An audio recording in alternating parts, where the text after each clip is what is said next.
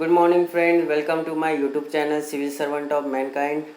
Now we are going to see the question number 61 to 70. 61 से लेके 70 तक के क्वेश्चन अपन देखने वाले हैं. Previous year questions from prelim 2019. ठीक है, let's move on the question 61. क्या है क्वेश्चन 61?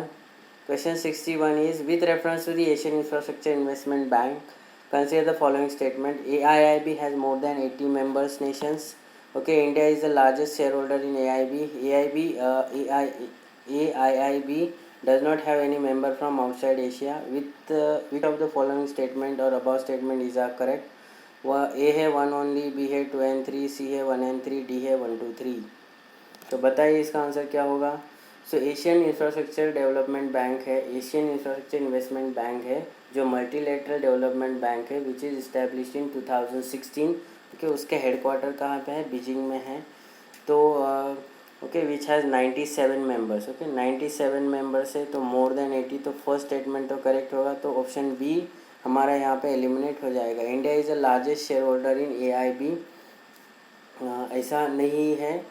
ठीक है, और जो स्टेटमेंट 3 है, ओके, तो देखिए हम लोग देखते हैं कि statement 3, AIIB does not have any member from outside Asia. नहीं, डज हैव. कौन कौन से? वो ऑस्ट्रेलिया और न्यूजीलैंड है जो आउटसाइड एशिया हैं, और AIIB के वो क्या है? मेंबर है. तो इसीलिए स्टेटमेंट 3 रॉन्ग हो जाता है. तो स्टेटमेंट 3 रॉन्ग हो जाएगा तो C और D तो एलिमिनेट हो जाएगा. तो बचा हुआ ऑप्शन हमारा आंसर है option A. Okay, you got it. Let's move on question 62. क्या है question 62? With reference to the with reference to the 5 years with reference to India's 5-year plans, which of the following statement is correct? Statement 1 है, from the second 5-year plan there was a determined trust towards substitution of basic and capital good industries. Statement 2 है, the fourth 5-year plan adopted the objective of correcting the earlier trend of increased concentration of wealth and economic power. Third statement है, in the fifth 5-year plan or the first time the financial sector was included as an integral part of the plan. Select the correct answer using the code given below. A है 1 and 2, B है 2 only, C है 3 only, D है 1 2 3.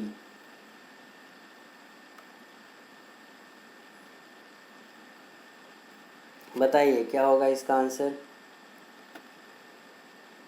5 years plans के ऊपर question है. सो अगर हम लोग देखते हैं स्टेटमेंट 3 को, in the fifth 5-year plan the first time the financial sector was included integral part of the plan. तो ऐसा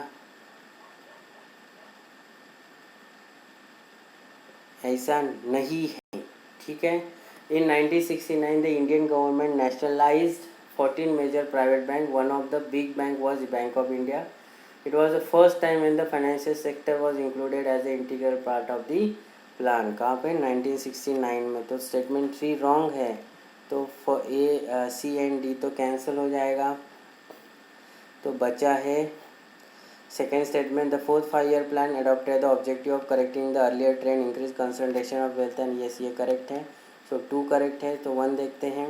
from the second 5-year plan there was a determined trust towards substitution of basic and capital good industry. Yes, 1 and 2. So A is the correct answer of this question. Okay, A is the correct answer of this question. A, you got it?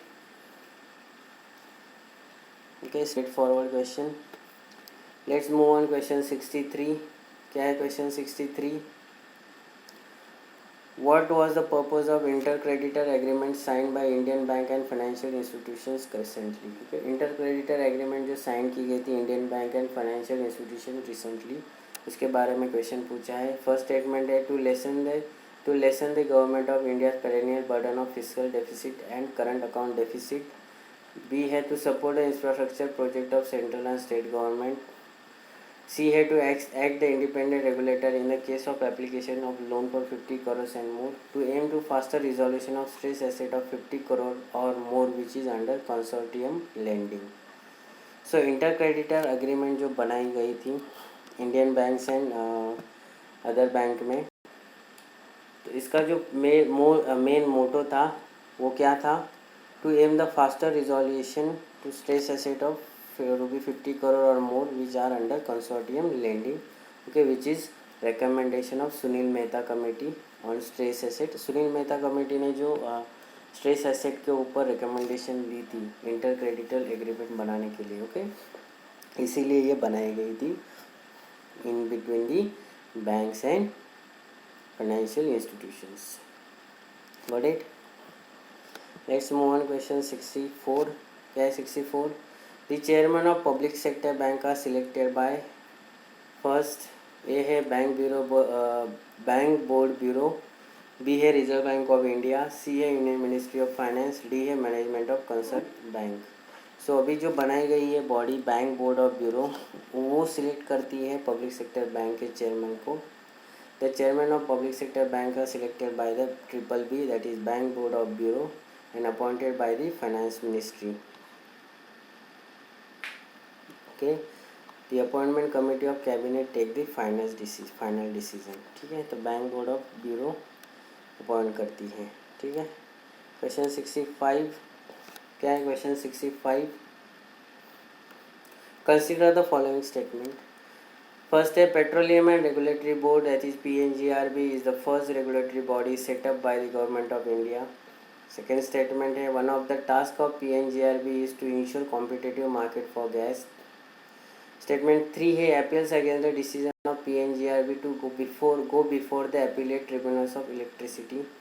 Which of the following statement और above statement given above are correct.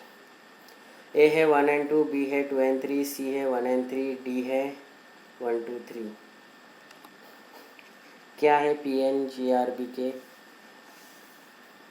Objectives बताइए.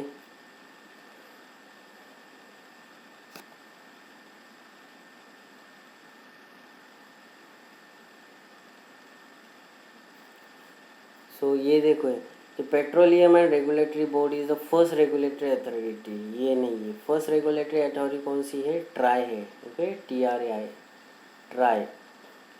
सो first statement wrong है, तो first statement wrong है तो okay, B is the correct answer. Direct elimination method.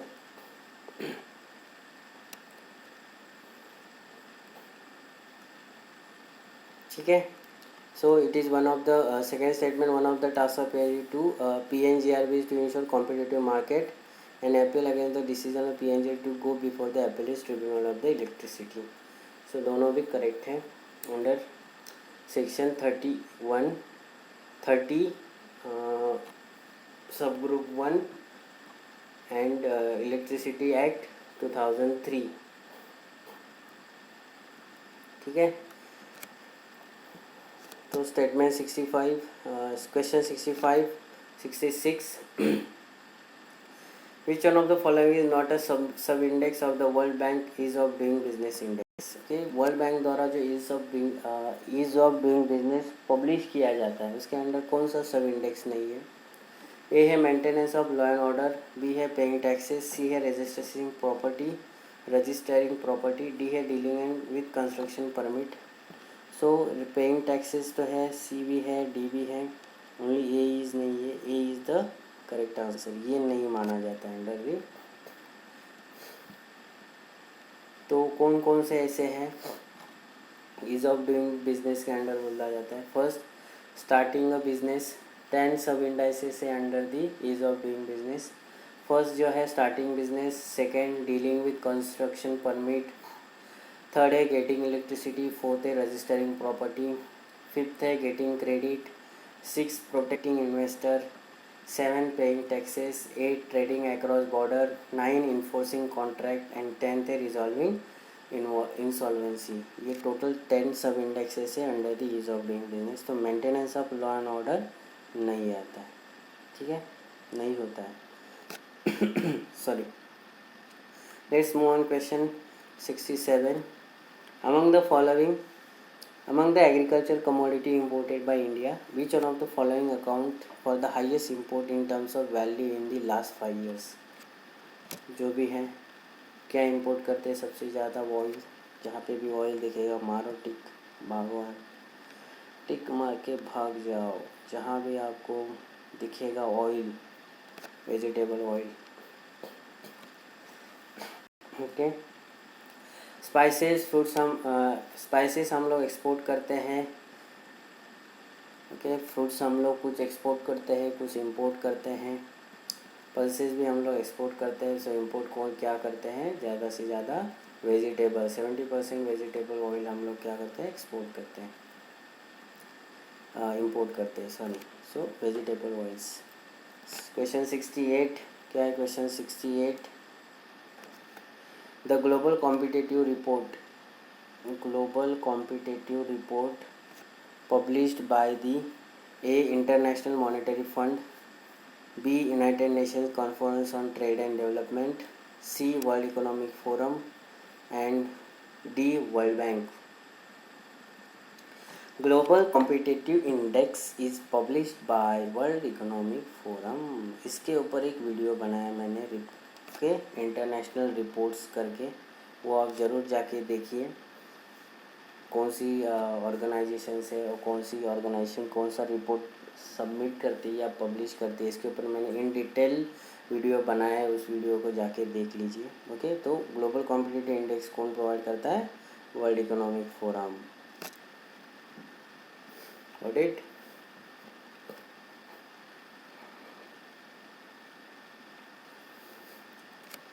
Then question 69 क्या है? Question 69, in the given year in India, officially poverty lines are higher in some state than in other because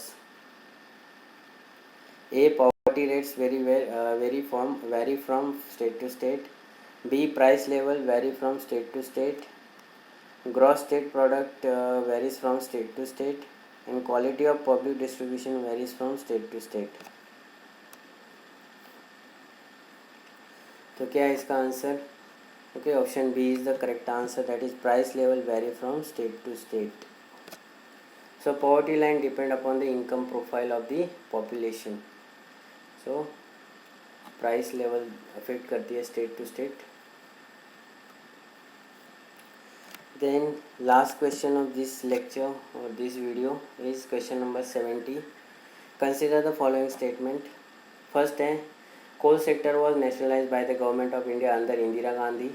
Statement 2 है, now coal blocks are allocated to lottery basis. Statement 3, it is recently India imported coal to meet the shortage of domestic supply, but now India is self-sufficient in coal production. Which of the statement above are correct? A है 1 only, B है 2 and 3, C है 3 only, D है 1 2 3. तो India is not self-sufficient in anything now. Okay, so third is the wrong. So third wrong है तो ख़त्म, सब eliminate हो जाता है. A is the correct answer. Indira Gandhi ji ने नेशनलाइज किया था कोल सेक्टर को 1970s में. ओके, डायरेक्ट एलिमिनेशन टेक्निक से इसको हम लोगों ने सॉल्व किया. You got it? अभी हम लोगों ने देखे हैं क्वेश्चन नंबर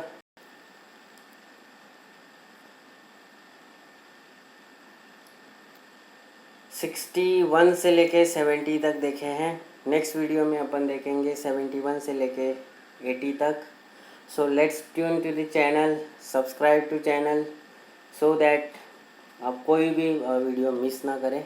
तब तक मिलते हैं नेक्स्ट वीडियो में. तब तक जय हिंद दोस्तों.